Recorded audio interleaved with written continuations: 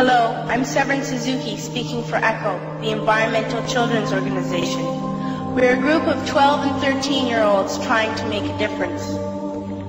Vanessa Seti, Morgan Geisler, Michelle Quigg, and me. We've raised all the money to come here ourselves, to come 5,000 miles to tell you adults you must change your ways. Coming up here today, I have no hidden agenda. I am fighting for my future. Losing my future is not like losing an election or a few points on the stock market. I am here to speak for all generations to come. I am here to speak on behalf of the starving children around the world whose cries go unheard. I am here to speak for the countless animals dying across this planet because they have nowhere left to go.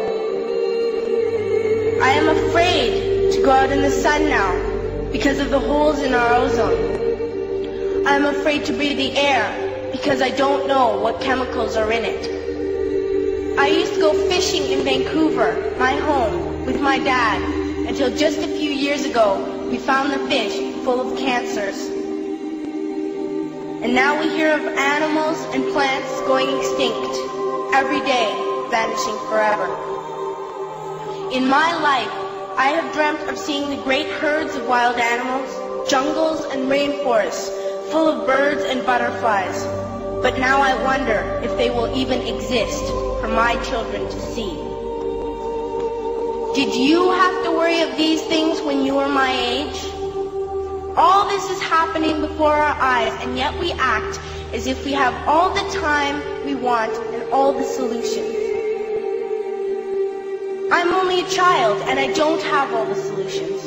But I want you to realize, neither do you. You don't know how to fix the holes in our ozone layer. You don't know how to bring the salmon back up a dead stream. You don't know how to bring back an animal now extinct. And you can't bring back the forest that once grew where there is now a desert.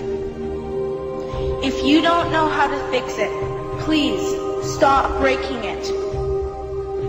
Here, you may be delegates of your government, business people, organizers, reporters, or politicians, but really, your mothers and fathers, sisters and brothers, aunts and uncles, and all of you are someone's child.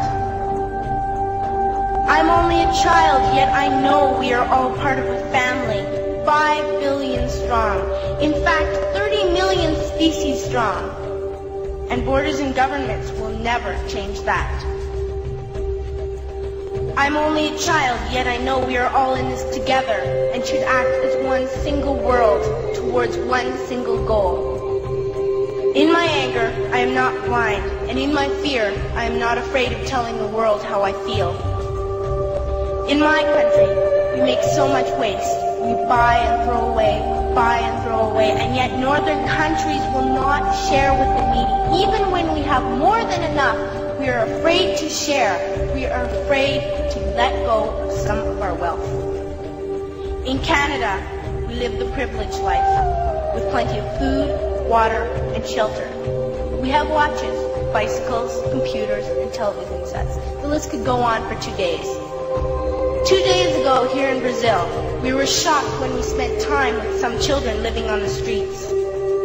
This is what one child told us. I wish I was rich. And if I were, I would give all the street children food, clothes, medicines, shelter, and love and affection.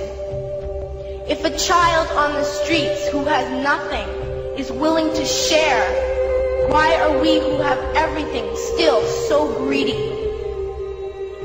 I can't stop thinking that these are children my own age, that it makes a tremendous difference where you are born. That I could be one of those children living in the favelas of Rio. I could be a child starving in Somalia, or a victim of war in the Middle East, or a beggar in India. I am only a child, yet I know if all the money spent on war was spent on finding environmental answers, ending poverty, and finding treaties, what a wonderful place this earth would be. At school, even in kindergarten, you teach us how to behave in the world. You teach us not to fight with others, to work things out, to respect others, to clean up our mess, not to hurt other creatures, to share, not be greedy.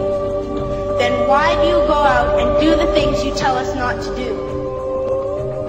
Do not forget why you are attending these conferences, who you're doing this for. We are your own children. You are deciding what kind of world we are growing up in. Parents should be able to comfort their children by saying, everything's going to be all right. It's not the end of the world, and we're doing the best we can. But I don't think you can say that to us anymore. Are we even on your list of priorities? My dad always says, you are what you do, not what you say.